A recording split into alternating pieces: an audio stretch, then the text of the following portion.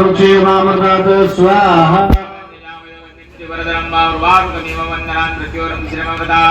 या कल्याण लोकसभेचे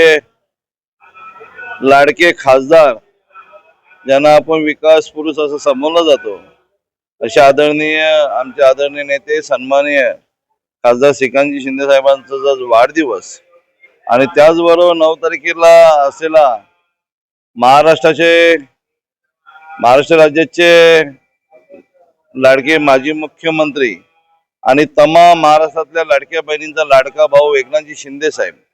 यांचा 9 तारखेला असलेला वाढदिवस आणि या दोन्ही नेत्यांना दीर्घायुष्य लाभो, त्यांचं आरोग्य चांगलं संपन्न राहो,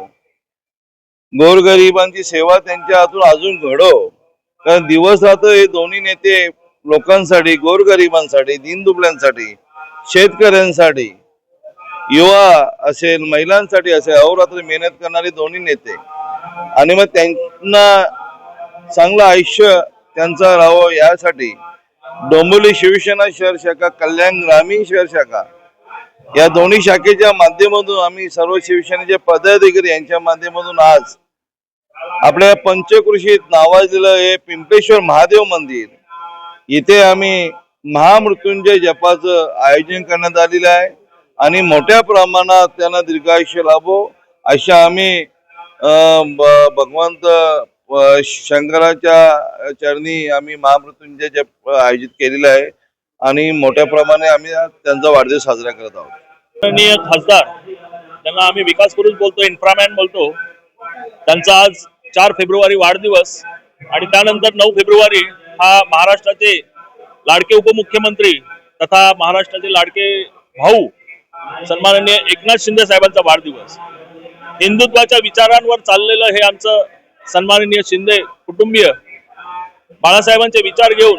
आणि नेहमीच